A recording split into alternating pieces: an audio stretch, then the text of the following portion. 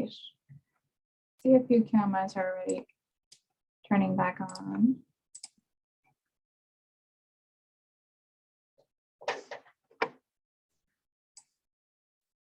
All right, guys. So Sonal is going to share with us a very interesting case. So whenever you're ready, you go ahead and you let me know when I can come in. I don't know. Wonderful. Good afternoon, everyone. I'm Sonal, and I'll be presenting the afternoon report today. So I have a case with the following chief complaints: dyspnea on exertion, fatigue, and palpitations. So what questions would we ask pertaining to these chief complaints only? What would we want to elicit? Sorry. I guess here we can just keep it general then. Like when we think of dyspnea, you mean what would come to mind? Yeah, what questions about dyspnea, what questions about fatigue and palpitations? All right, so I'll allow you. What's the duration of symptoms and there, and how long have they been going on for? Right, so it looks like duration. What diseases come to mind when we talk about fatigue or when we talk about palpitations in combination with dyspnea? I see that Noble and Venus are thinking alike. Orthopnea. Debbie and Martin, yes, it is dyspnea and exertion. And then Venus says maybe it's hyperthyroidism, could explain the fatigue, the palpitations, and the dyspnea. We'll respond some of these questions under review of systems. What most people want to know is this dyspnea at rest or is it only on exertion? Most people are thinking in terms of cardiac disease and heart failure. It could be coming from the lungs, COPD, asthma. Anemia could also be a reason. And Venus, you make a good point there. Anxiety could also give you some of these symptoms. Yes, through the cardiovascular system. And then Nadine thinks, could be ACS, heart failure, valvular disease. We don't really know anything about this patient, so it's really hard to know, where to put this without some patient demographics and knowing what the likelihood ratio for the disease is. And Dr. Don Andrelli is saying, please, cameras on if at all possible. Thank you, guys. All right. Yeah, those were all very good broad differentials of these chief complaints. So I would move on to the history of presenting illness. So I have a patient who is 52, male, is African in origin, with no known past medical history, presenting to the ED with shortness of breath since 2 months. The shortness of breath is worse with exertion and has been very progressive and worse over the past 2 to 3 weeks. He states that he was able to walk a couple miles about 3 to 4 months ago, but now he is barely able to take the stairs of the subway or barely able to walk 2 to 3 blocks. He also endorses generalized fatigue since the same duration of time, that is 2 to 3 months, and complains of intermittent palpitations. These palpitations are worse on exertion, and his last baseline was about 3 months ago. Any questions on history of presenting illness, or should I move on?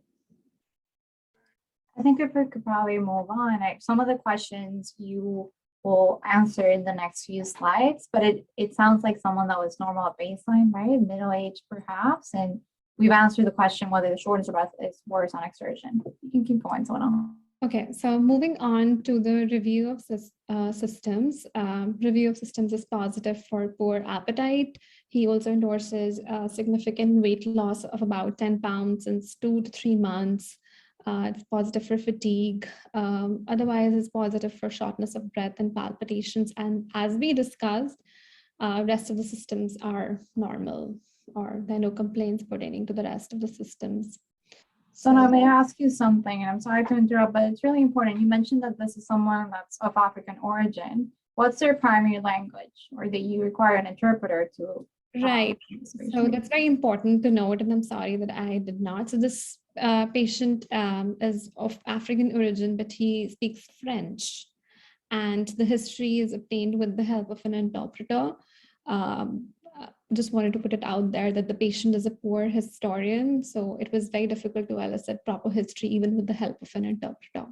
So perhaps we should take your review assistance with a grain of salt, but it does sound like fatigue and poor appetite are additional symptoms as long as considerable weight loss. Go ahead. Right. So now moving on to the past medical history. As I mentioned, there's no known past medical history, no surgeries, and no prior colonoscopy. He does have a travel history to Africa.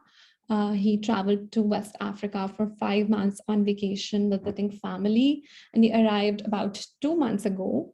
He did not take any chemoprophylaxis prior to going, and he denies any mosquito insect bite, states that he lived in an urban area with no contact or exposure to animals or anything. He is, in terms of his social history, he's originally from Africa, as I described, but has lived in the US for the past 22 years. He's currently not working since arriving back to the United States 2 months ago, and he lives in Harlem with brother. He denies any smoking, alcohol consumption, and recreational drug use. Okay. And he is not on any medications because he doesn't have any past medical history. That's great. We'll stop there for a second. Has your idea of this patient changed now that you know a little bit more about the history? And has that changed your differential in this case? And now I see, well, Mary Louise, you had asked about smoking history, which is relevant because of the symptoms. Perfect. And we've answered that question. Just like, don't call me out. And then Nadeem, you're asking about hemoptysis, you're asking about fever and chills. So it sounds like in the review systems that was negative, but I'm wondering why you asked these questions. What are you suspecting? Okay. So the patient traveled to an endemic region. I was considering possible TB. You know, it makes sense with these kind of chronic changes, including the weight loss, the fatigue, but it, you know, nothing on history yet of a cough or hemoptysis, but I just wanted to explore that a little bit. That's perfect. It makes sense. And Mary Louise is supporting that diagnosis or differential. Kruti, is this why you were mentioning night sweats, or do you have any other ideas in mind? No, just a similar idea as Nadeem specified. Makes sense. And Sonal, is this something that you asked your patient when he walked in? Yeah, and we did. He has no history of fever, no chills, night sweats. Okay. Was TB, a suspicion at any point in the past, even though he claims to have no past medical history? He is 52. Has he seen a doctor? Yeah, it was a consideration in our mind too. In your mind. Fantastic. Okay, guys. So now, coming back to your differential diagnosis, what other things come to mind other than tuberculosis, which is reasonable to think about? We had mentioned heart failure before. We had mentioned ACS, lung disease. Nadeem is saying, well, malignancy. It would make sense. Someone that's losing weight. Is that where you're headed, Nadeem? Okay. Sarcoidosis. So either Tyler or Venus. I'm going to pick on Tyler. What makes you suspect sarcoidosis in this case? Kind of middle-aged African-American male in this case, but dyspnea on exertion could be a respiratory symptom. You can get cardiac sarcoid for palpitations as well. Yeah, I mean, inflammatory, you have weight loss. Pretty broad differential at this point still. And Venus is like, you should have picked me. I know it's because he's African American, there's fatigue and dyspnea on exertion. Absolutely. Tyler definitely agrees. And then Oladiah is like, well, there's weight loss and palpitations. You want a TSH checked. And then definitely we'll keep that in mind for later.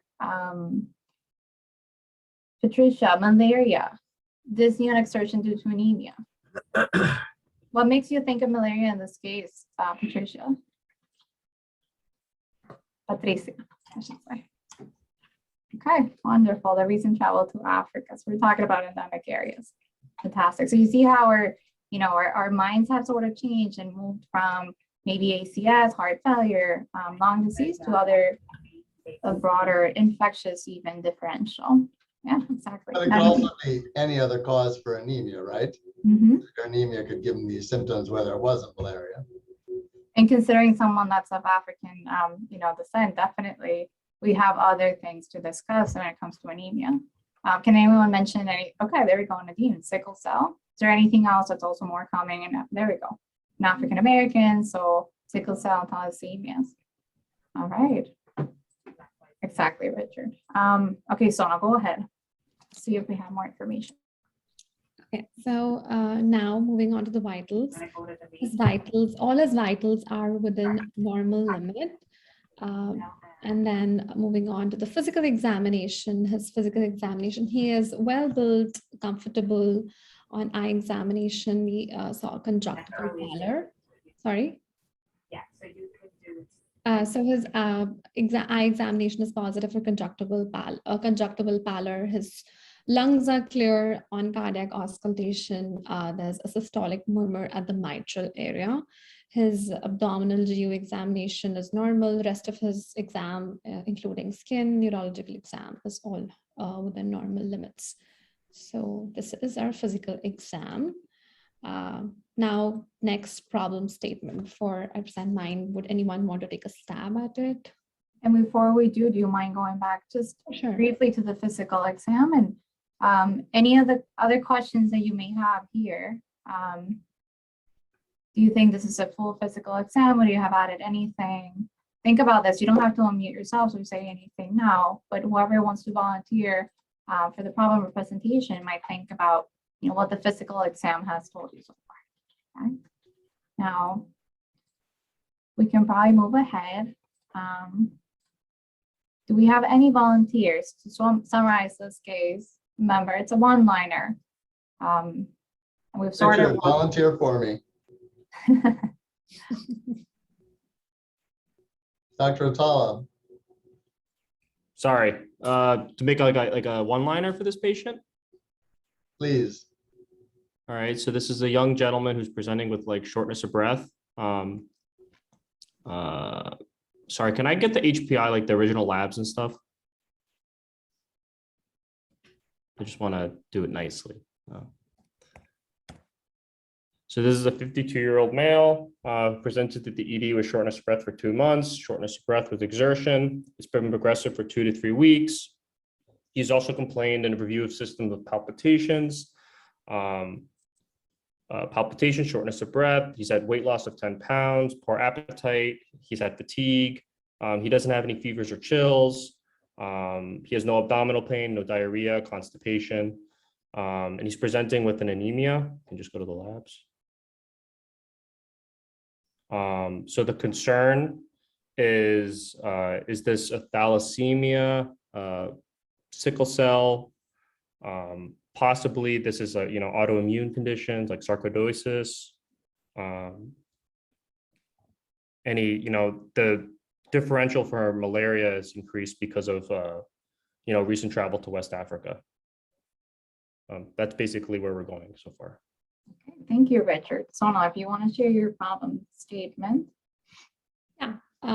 So my problem statement is, this is a middle-aged African gentleman with no known past medical history, with recent travel to Africa 2 months ago, presenting with chronic worsening dyspnea on exertion, fatigue, intermittent palpitations, and a significant weight loss the past 2 months. Examination is positive for conjunctival pallor and a mitral systolic murmur, otherwise grossly normal. Great. So age group, pertinent past medical history, chronicity of the condition, significant findings, symptoms, and physical examination as well. Perfect. All right, I think we can move on. Okay, so before we move on, what workup would you suggest based on the history that we have, a history and examination that we've gathered so far? Let's say you're meeting this patient in the ED and someone just called you for this. All right. Cheryl, what would you want a differential in your CBC? What are you looking for in a differential? Since we're thinking that it could main cause could be anemia, we need to check if how are the red blood cells. If we are thinking about sickle cell, thalassemia, so the differential could also help there. And is it differential? So what? Also, if we're thinking also about like if this patient could have leukocytosis, we say like he has neutrophilia, or like he has more monocytosis that could lead us like to tuberculosis or something else. Fair reasoning. Okay. Venus, you're asking for a CMP and Bailey as well as Crudy. What are you guys looking for? And because you've participated before, let's ask Bailey. What are you looking for in a CMP?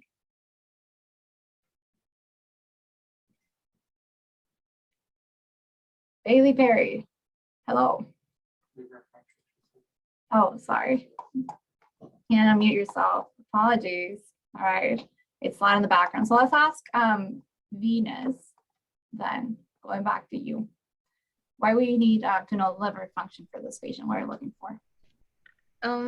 I would like to check the kidney status, like the creatinine, the BUN, and some of the electrolytes, because sometimes these are also deranged because it's sometimes, yeah, it's just the electrolytes and the kidney functions, which because could be amyloidosis or sarcoidosis, and potassium is important. And I would also like to check calcium as well, because I am keeping like sarcoidosis as one of my DDs. So yeah. All right, so I'll buy you a BMP. And if you want to check LFTs, then we can give you the comprehensive. Now, I can answer now, sorry. So I wanted a CMP because I think it's important to see liver function in case of a possible parasitic infection that can also cause anemia, and like maybe the shortness of breath is secondary to the severe anemia. I don't know. I think it's just, if we're going to do a BMP, we might as well just upgrade it to a CMP since he's here. I'm very cheap though, Bailey. So you gotta give me, diagnosis. All right, but I'll buy that. There may be some transaminitis related to toxins or infections. We're not sure yet. Okay, great. And you also mentioned the TSH, which we've explained just based on the symptoms and perhaps a lower probability of this being hyperthyroidism, but you never really know until you check. And then I see X-rays. Nobel, why would you like to see a chest X-ray?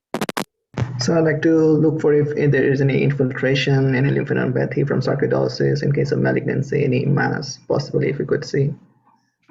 Or just any infiltrates in general in case it's an infection, and maybe that explains the shortness of breath. It could be a concomitant process. Okay, sounds good. And then Debbie and Martin, whoever wants to talk, can you talk more about your suggestion? Okay, so for this patient presenting with conjunctival pallor, we want to work him up for any hemolysis, so we can request for haptoglobin, LDH, and if that's elevated, then maybe we can think of any internal hemorrhage that may be happening. Okay. All right. It's within the realm of possibilities, and same with the hemoglobin electrophoresis. I guess Venus is looking for inflammatory markers, and Purity is holding on to her diagnosis of TB. Although it will take some time for the quantifier to come back. Sarah's going the whole way, and she's like, let's see if this is heart failure, even though the physical exam wasn't necessarily pointing that way. But fine, we can get a BNP and an echo because we're in the ED. Nadine, what do you mean look for potassium derangements? Are you suggesting that we should look for a BMP because there's palpitations, or? Yeah, I was saying it might just be useful in terms of the initial workup, because I've even seen like some patients come in with like lower extremity weakness because of potassium derangements. So in the context of palpitations as well, BMP might be useful. Interesting. Okay, and then we'll get an EKG as well and see if there's anything there that will give us a clue. Great. And then bilirubin, yeah, could be elevated because of hemolysis. And I'm sorry because there's a long list of suggestions, but they all seem pretty reasonable. So Sonal, what do you guys get when this patient arrived to the hospital? So basic workup in the ED consisted of CBC, and his hemoglobin was 4.9, and his red count and hematocrit was also very low. He does have a low white count of 4.2 and a platelet of 104. His indices, MCH was low, MCV was low to normal, and his red cell distribution width, which is a marker of anisocytosis, was 28.9. But someone requested automated differential too, I guess. So that is normal. Neutrophils, lymphocytes, all within normal limits. We did a CMP too, and his CMP was just positive for mildly low calcium and an elevated chloride. His creat was 0.9. We do not know what his baseline was, so that's that's that. His AST was elevated to 159, but rest of his liver chemistries, including bilirubin that we requested, is within normal limits. We also did a BNP, which was normal, EKG, chest X-ray, all were normal, and his HIV was also sent, which was non-reactive, and his coags were within normal limits. So based on this basic workup, we see that this patient has severe normocytic anemia with pancytopenia. So based off of just this picture, now we know that this patient has anemia. What further tests would you suggest that we get done? Shall I move on, or? I kind of like what Nadeem is suggesting. Maybe bone marrow process, maybe infiltrative, we don't know yet because of the pancytopenia. Steve Venus is suggesting that we get a reticulocyte count. You could get an ACE level. We could get an ACE level. You're still thinking of sarcoid doses. We'll start slow with a smear, LDH, and I guess reticulocyte count, Patricia. What are you guys thinking with ordering a reticulocyte count? What is that helpful?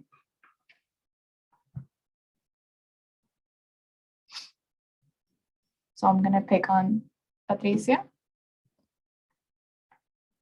All right, okay, to see if the bone marrow is working and kind of compensating for that anemia. Wonderful. And Richard, yeah, to see if the body's responding. ANA, HIV, all reasonable things. Bailey, no other chronic medications per history.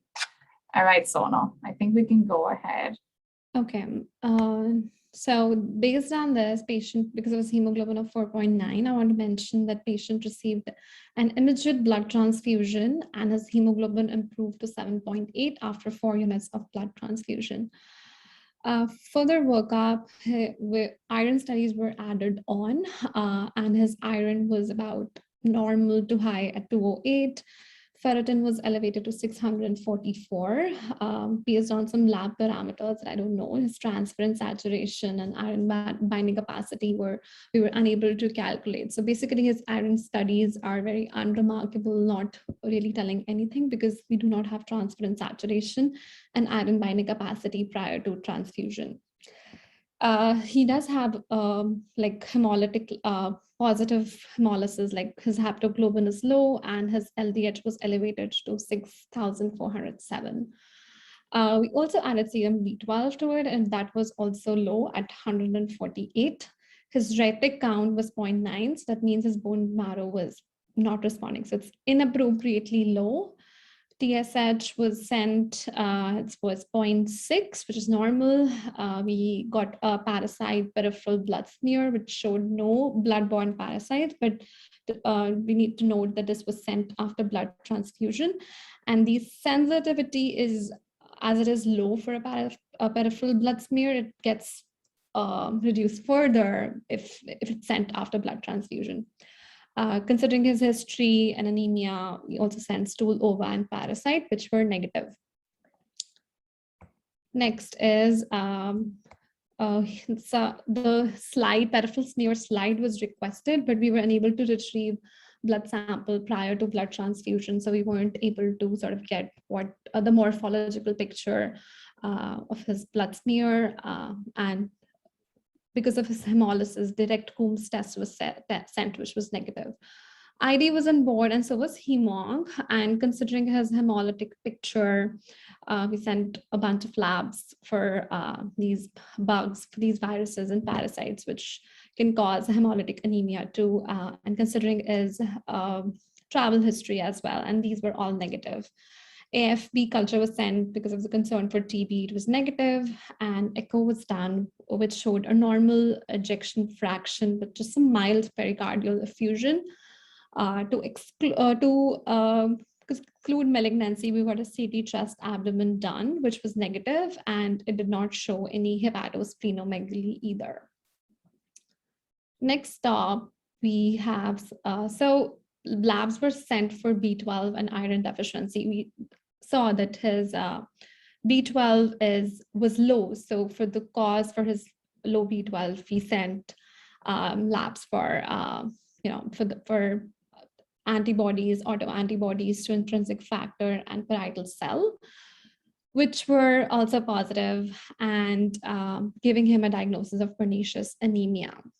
Methyl malonic acid was also sent, which we would discuss later on as well. This is a marker of true serum B12 deficiency. I want to mention that serum B12 levels are not an accurate marker for B12 levels in the body, so we supplemented with other tests such as methyl malonic acid, and that was elevated in this case. Another thing that I want to mention was that since his iron studies were not very remarkable for anything, Hemong suggested that we send a soluble transferrin receptor, and this was elevated to 32.2, and we deciphered that he also has, this is actually elevated in cases where there is iron deficiency.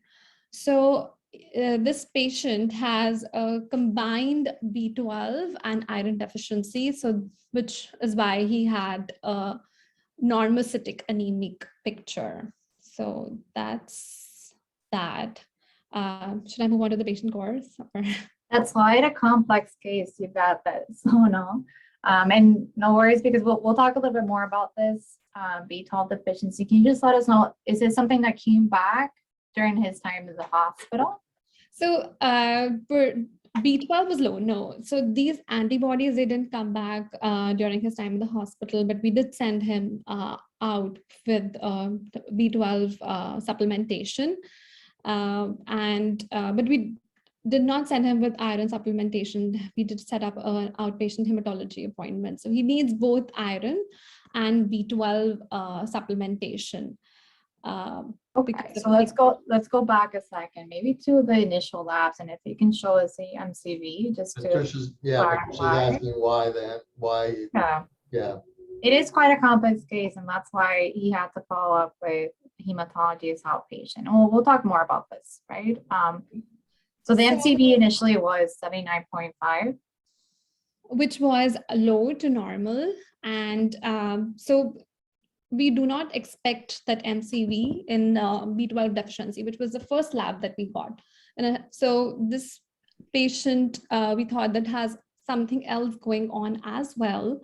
So we wanted to look for concomitant causes, for other causes that cause concomitant microcytic anemia. The most common cause of microcytic anemia is iron deficiency. So we wanted to look for that, and we could not send hemoglobin fractionation because he had already received a blood transfusion. So the yield would not have been very good in that case. So that's that. So the point that we wanted to make here was that MCV is actually a marker for total, like the average volume of the RBCs. It can be normal in cases where there is combined macrocytic and microcytic anemia, which was in this case.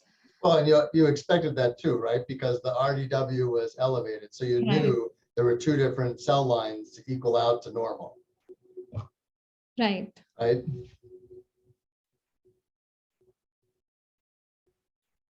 Any questions so far?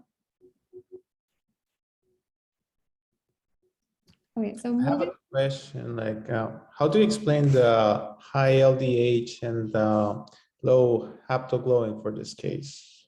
Good question. So intramedullary hemolysis is also seen in B12 deficiency because the cells aren't maturing and differentiating. So these cells are destroyed in the bone marrow. So there's extravascular hemolysis that might be contributing to an increased LDH and a low haptoglobin in this case. And we did rule out other causes of hemolytic anemia, like the autoimmune and other infectious causes, and those all came back to be negative. So you guys have to take this into account. Obviously, this patient is walking in with a pretty confusing kind of confounding factors for his anemia.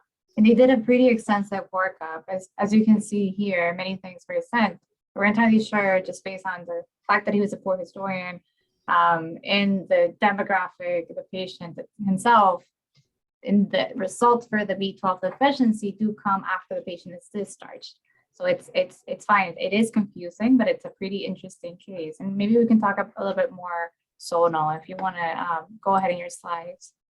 Yeah, so patient course, when the patient came in with such a severe anemia, and because of the history of travel, he was started on empiric course of Malarone, which is atovaquone and proguanil, and doxycycline for 3 days for treatment of malaria. And we started him on B12 supplementation because the only test that came back during, that was positive and that came back during his hospital stay was a low B12. So we started him off with B12 supplementation and set up a hematology appointment for him, for outpatient hematology appointment.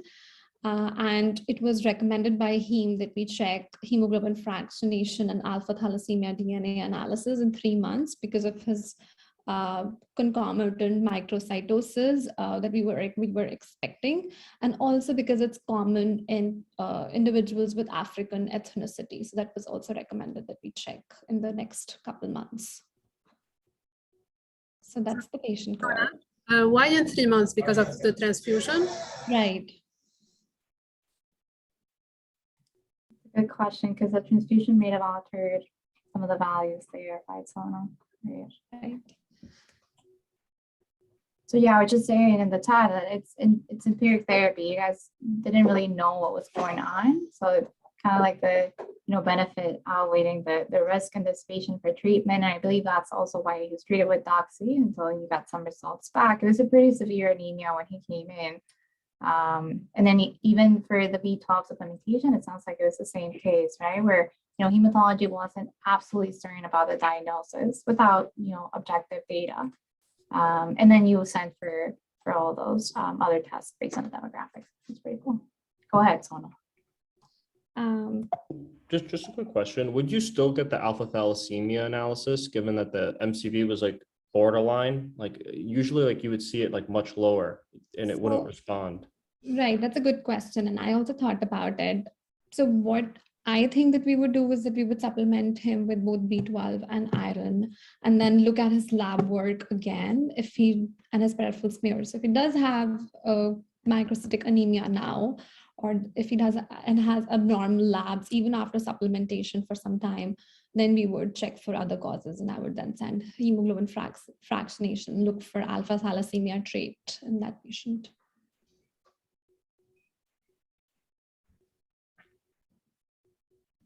I have another question as well. Did his palpitations improve after the transfusions? Because that's kind of seems like the one symptom that seems a little off, other than like profoundly anemic. So this patient wasn't a very good historian. He did say that he was feeling better after, during his hospitalization course and with transfusion, but I don't know if specifically his palpitations improved or not. So I think I was surprised when we saw that his heart rate was not elevated, right? Because a lot of times the palpitations are just tachycardia he's feeling. So maybe if you walked him around, you would have seen his heart rate go up. So sometimes it's useful to do that in the hospital and see if their symptoms get worse, because he wasn't tachycardic when he was just resting. Yeah, he was also normotensive, right? It wasn't necessarily like a compensatory mechanism. Sunny, do you want to take from here, or do you want me to continue? Absolutely. And well, I am not Julia or Rafa, who are the expert hematologists. So when we said that this is going to be a case of anemia, I had to go back and kind of review something. So we know there's 2 values that we need to keep in mind. So I basically would say that anemia in a man is hemoglobin less than 13.5 grams per deciliter. We also may think of the hematocrit, which we don't look at often too, because hemoglobin is measured, hematocrit is calculated. So I tend to think that hemoglobin is more accurate. And for women, who would say, a hemoglobin less than 12 grams per deciliter or a hematocrit of less than 36% would be considered anemia. But of course, it also depends on which guidelines you're looking at. Now, some reports, and I think we mentioned this before in our lecture before, have described that we do have lower values for Black Americans than we do in white Americans. And it's approximately, I think, 0.5 to 1 gram per deciliter, which is quite interesting because we don't know exactly why we have that difference. Although I do think it's important to take that into account. We don't know if it's just, health disparities and then having a higher percentage of iron deficiency anemia, or whether it's because of, like we mentioned, that African ancestry and having a higher rate of, thalassemias in this race.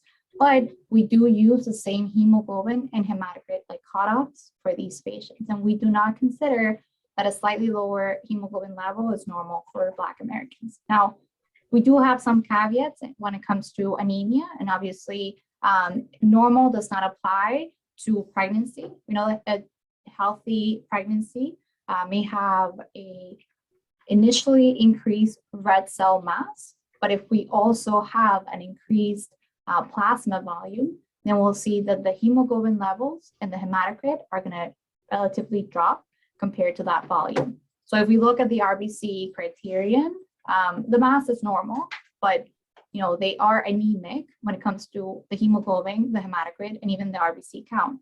Now, it's something that we call physiologic or dilutional anemia. It doesn't mean that we need to work them up, and it doesn't mean that we need to treat them. As long as the levels are, sorry, I'm just going to say here, as long as the levels are equal or greater than 11 in the first trimester, and for the second and third trimester, equal or greater than 10.5. Right? Of course, older adults, even if they're healthy older adults, may have lower hemoglobin levels as well. And this is, something that I was reviewing before. When we look at anemia, we kind of have to talk about, red blood cell indices or indices. We have to describe what the RBC size is, what the content of hemoglobin is, and sort of how that RBC population is looking like in terms of uniformity. Now, and this is going all the way back to medical school. We remember we have the mean corpuscular volume, which is the size of our RBC. So if we look at a normal RBC in a peripheral smear, it's about the same size as the nucleus of a lymphocyte. And that's a normal MCV. We have another term. Let's start with the mean corpuscular hemoglobin, which is just how much hemoglobin content we have in an RBC. And this is what we may look at in a peripheral smear, like that area of central pallor when we have iron deficiency. And this is what we're referring to as hypochromia in our RBCs. Thalassemias may also present with hypochromia. There's another thing that we may see in our CBCs, which is the concentration of that hemoglobin. So not the content, but the concentration. So think of, as spherocytosis, and even though we have the same content of hemoglobin, we may have a higher concentration or a higher MCHC. Now, in iron deficiency anemia, same as with the content, we will have a lower concentration of hemoglobin. It's pretty basic. And then this came up before, the RDW, which is the red cell distribution width. So what's the variation in RBC size? We know that anemias could be related either to, not producing enough red blood cells or not producing enough hemoglobin. And we can think of those situations as, how is that, or we can think of the reticulocyte count as helping us in those situations. How is our bone marrow responding? You remember that the reticulocyte count, that's just that cell that comes before the mature RBC coming from our bone marrow. So we know that they're produced normally because we clear RBCs at about 1% each day. So we are sort of measuring the RBC production by measuring the reticulocyte count. And there's a whole discussion earlier that we can go back to, to clarify what it means. Index, and maybe we'll ask Rafa to help with this. Index versus actual percentage or count of the reticulocyte counts. Now, our bone marrow can actually create an approximately 5-fold increase in that production. I'm going to share something with you that I found pretty interesting. And for that, I will need my second screen. So this is called the anemia choo-choo train. Okay, this is from, and you can see in the first tab, this is a diagnostic scheme by the Clinical Problem Solvers. And if you haven't heard their podcast, I highly recommend it.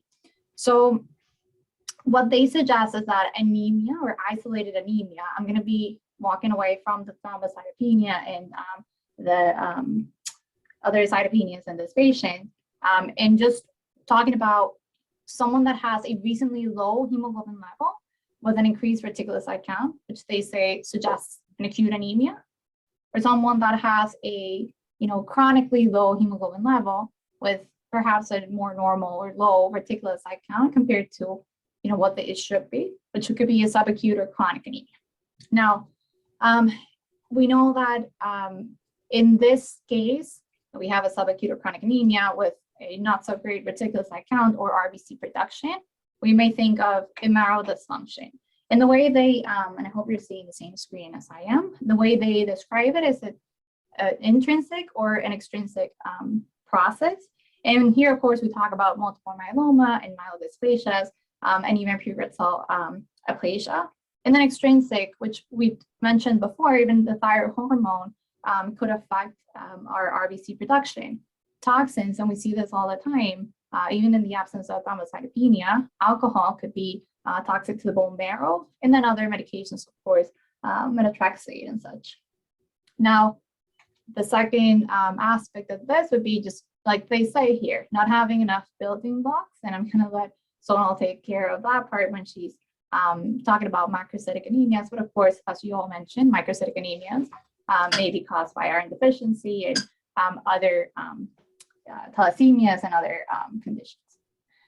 Now, what I want to, make a point here is, RBCs are supposed to deliver oxygen.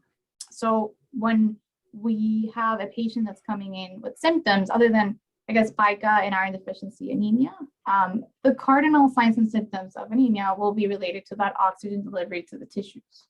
So if a symptom of anemia appears, you also have to think of how fast did that occur? How fast was that drop in the RBC mass? Is it fast enough to cause symptoms? Because this will also determine if we have any compensatory changes or if our body has had a chance to sort of adapt to that anemia. If you have an acute blood loss, we're moving on to the acute anemia section, which there are referring to as bleeding and hemolysis, just conditions. If you have an acute blood loss, an individual will have a normal value initially. So you'll check a hemoglobin and hematocrit, and you might find that these values will not change for the first 36, maybe 48 hours, at least not until you sort of replace that total blood volume deficit. And that usually happens by moving, some fluid from the extravascular to the intravascular compartment, or when these patients are admitted to the hospital by fluid resuscitation. Now, only when that hemoglobin, when that volume deficit is replaced, will you see your hemoglobin and your hematocrit actually reflect blood loss. And this is a mistake that we sometimes do in the hospital, where we're like, well, they're not necessarily losing that much blood because they're not anemic. Now, that leads to underestimation, of course, of blood loss. In these cases, the rapid onset of symptoms may usually be related to the hypovolemia and the hypotension and the effect that they may have on tissue perfusion in that sense. Now, in general, when we think of these clinical scenarios, we know that a rapid blood loss or red cell mass loss will not allow for compensatory changes. Our bodies will be likely more symptomatic at any given hemoglobin or hematocrit level, even when compared to lower levels of hemoglobin in chronic blood loss. And this is just because of, hemolysis or underproduction of RBCs. We can't really compensate. However, if you have someone that, their anemia has developed gradually over time, like it happens with iron deficiency anemia or B12 deficiencies and NDS, you know that our body adapts so that, for the same hemoglobin level, the symptoms will likely be less. In this case, we did mention it before, you guys suspected hemolysis. This is because obviously you saw maybe there was some RBC lysis in the peripheral smear that we asked for. You saw that there was this intracellular enzyme that had kind of leaked out of the cells as they were lysing. That's the LDH. And some of you even suggested that as this was happening, the hemoglobin was breaking up into globin and heme, and that whenever this was happening, maybe we had more unconjugated or indirect bilirubin sort of being converted from that heme loop, which eventually, as you know from other lectures, it's secreted in the bile.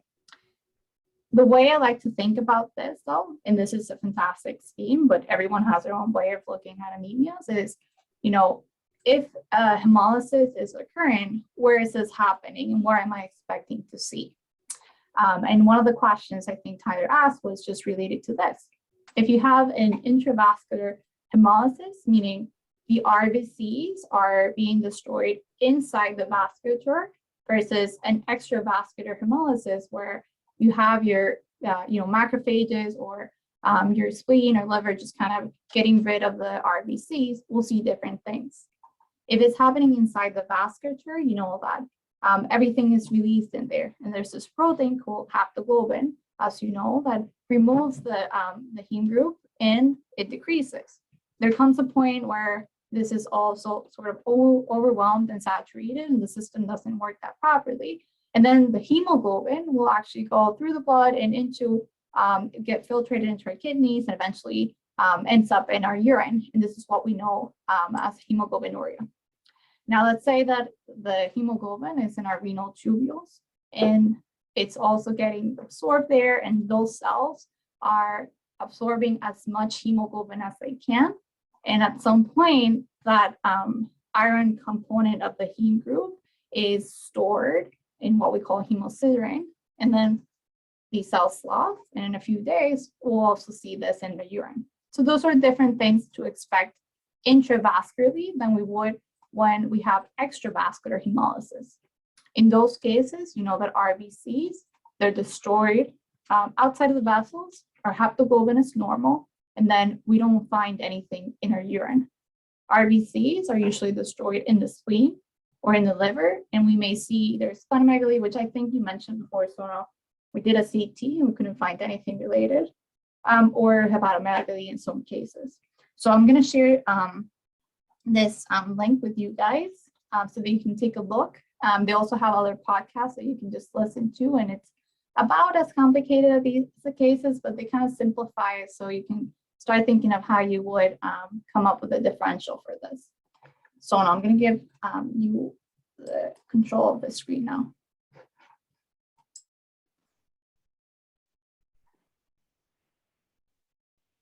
So for the sake of time, I will only be discussing B12 deficiency anemia today. So B12 deficiency anemia, along with folate deficiency causes megaloblastic anemia. Can anyone tell what's the difference between megaloblastic and macrocytic anemia? Macrocytic just refers to mean corpuscular volume higher than 100. Megaloblastic is where you have hypersegmented neutrophils. Right. So macrocytic is purely a morphologic term, and it describes large RBCs in the peripheral blood. And megaloblastic anemia is a subtype of macrocytic anemia, where there is anemia in which the process of nucleic acid metabolism is impaired, resulting in some nuclear cytoplasmic dysynchrony. So, and that is caused in cases of B12 and folate deficiency. So as there's impaired DNA synthesis and RBC lineage is affected before other cells, and we would expect to see an increased MCV on smear. And because there's impaired DNA synthesis, we also see pancytopenia because other lineages like white count and platelets would also be low. A very important thing, very important finding in megaloblastic anemia, which is sort of which is characteristic, is hypersegmented neutrophils, as we can see. So these are neutrophils with more than 5 lobes, We also find macrovalocytes and some other abnormal morphologic forms of RBC, such as teardrops, Cabot rings, and promegaloblasts can also be seen. So as someone asked, so why do we see an increased LDH, increase in indirect bilirubin, although we didn't see an increase in indirect bilirubin in our case? We see that because of intramedullary hemolysis, because of abnormal cells that are destroyed in the bone marrow. We do not routinely do a bone marrow exam in these cases, but if we were to do, we would find nuclear cytoplasm dysynchrony and some giant bands.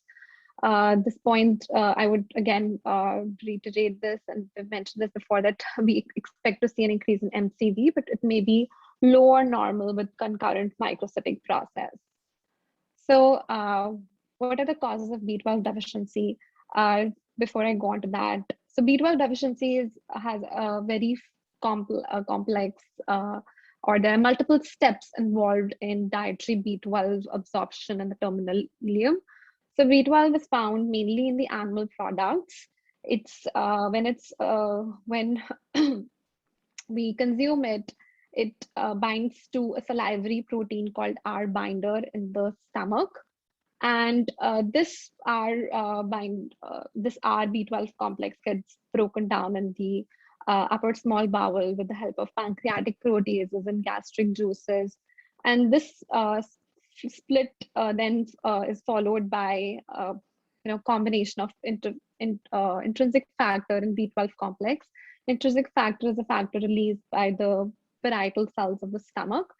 And in the ileum, this intrinsic factor B12 complex is internalized or absorbed. So any problems in either of these steps would cause a B12 deficiency. So causes could be either a reduced intake or a reduced absorption. Reduced intake is found in vegans. We do not consume any animal products. And reduced absorption would be in case of hypochlorhydria, increasing age, PPIs, use of PPIs and pituitary gastritis would cause hypochlorhydria. And as I mentioned, that gastric juice is important for cleavage of R binder B12 complex, and also for release of B12 from dietary proteins. Pancreatic proteases, when they're low, in case of pancreatic insufficiency, that's when we would find B12 deficiency. Also, when there is reduced binding of B12 and intrinsic factor in cases of bacterial overgrowth, infection with Diphyllobothrium latum, which is a parasite or tapeworm, pernicious anemia, or gastric resection. Or its absorption is also decreased with medicines like cholestyramine, colchicine, and metformin. And in cases of ileal resection dysfunction, such as in celiac disease or Crohn's disease. Any questions so far? Okay, so I would move on. So importantly, B12 deficiency, there are classic signs of anemia that we discussed. So in addition to those symptoms of anemia, we also see neurological or neuropsychiatric symptoms due to B12 deficiency, and the cause is damage caused to the myelin sheath. Anybody who can, anybody who knows what is the mechanism of neuronal dysfunction in B12 deficiency?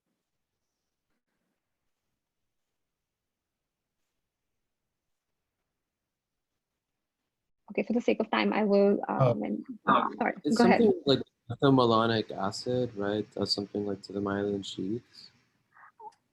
Well, the exact process, it's a lot of. It's a very complex process, and there are a lot of mechanisms. But the one that's more commonly described is because of reduced methylation of neuronal lipids and neuronal proteins, and that is the most important myelin protein is myelin basic protein, which because of its reduced methylation, there is degradation of myelin, and that is what causes these neuronal symptoms. So the most common symptom is symmetric paresthesias or numbness and gait problems. This is the first and the most common symptom. And these paresthesia are most commonly found in the lower extremities than in the upper extremities. In advanced cases, we find spastic paralysis. And the classic neurologic finding in vitamin B12 deficiency is subacute combined degeneration of the dorsal and lateral columns of the spinal cord due to demyelination. We also see psychosis, dementia, cognitive decline, cognitive clouding. So it's worth asking our patients these questions. In our case, particularly, he did not describe any neurological symptoms. So diagnostic evaluation. So this slide sort of ties in whatever we have discussed so far. When do we suspect it? When there's unexplained anemia, microcytosis, pancytopenia, and hypersegmented neutrophils and smear, any associated neurocognitive or psychological symptoms, we should always be mindful of it in patients with strict vegan diets, and also mindful about autoimmune disorders such as thyroiditis and vitiligo, which may point towards autoimmune B12 deficiency, that is pernicious anemia. We'll find GI symptoms such as sore tongue, anorexia, or diarrhea. And the reason for this is that the gut mucosa, it's constantly, the cells are constantly recycling, and B12 is required for differentiation and maturation of these cells. So if that doesn't happen, we would find GI symptoms such as these. So physical examination, it's important to look for from head to toe exams, from starting from the mouth, look for glossitis, also check for hepatosplenomegaly to look for other causes. Liver dysfunction is associated with macrocytosis, so it's important to take that also into consideration. We find rash also at times, hyperpigmented rash in cases of B12 deficiency. So that's something that we can find. A neurological exam is extremely important. So diagnosis, of course, we would expect to see a low B12, but I mentioned that low B12 has a lowest serum level of B12. It's not very accurate, so we combine it with homocysteine and methylmalonic acid. So these are metabolites that are accumulated when there is impaired recycling of folate and succinyl coenzyme A. And for both of these processes, B12 is required as a cofactor. So in B12 deficiency, we expect to see an increase in both homocysteine and methylmalonic acid. And increased methylmalonic acid is indicative of true B12 deficiency at the cellular level. Quick question. So in what do we expect to see in folate deficiency? How would the levels of homocysteine and methylmalonic acid change in cases of folate deficiency only?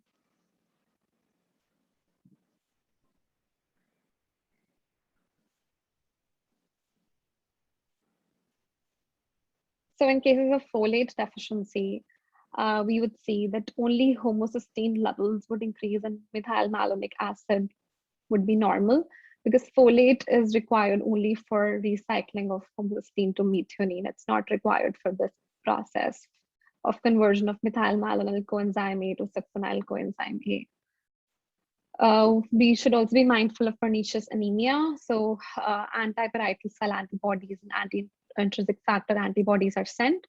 Antiparietal cell antibodies are more sensitive, but less specific. They're also released in cases of chronic inflammatory conditions of the gut. So this should be supplemented by anti-intrinsic factor antibodies, which are highly specific but less sensitive.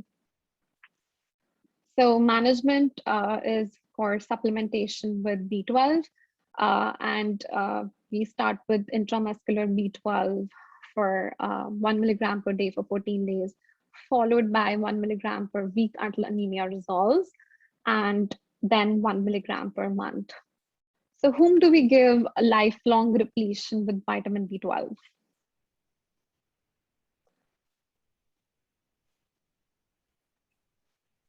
People with like gastric bypass. Right. Anything else that you could think of?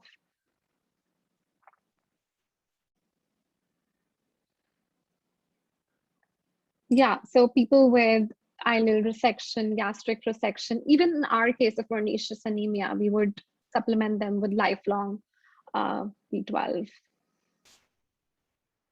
So take home points from this case, and this is particularly what I learned peripheral smear, iron studies, and hemoglobin fractionation. If you want to send, we should send them before blood transfusion, so as to interpret them properly or correctly.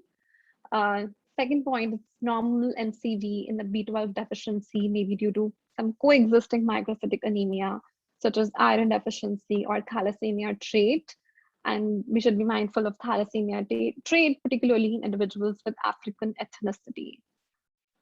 The other thing that I learned was that the low ferritin level is very sensitive for IDA, for iron deficiency anemia, but high ferritin level or a normal ferritin level is difficult to interpret, as was in our case, because it could be increased by acute phase reaction. So whenever we get a high ferritin normal or a normal ferritin level, we should take that with caution and supplement with other studies.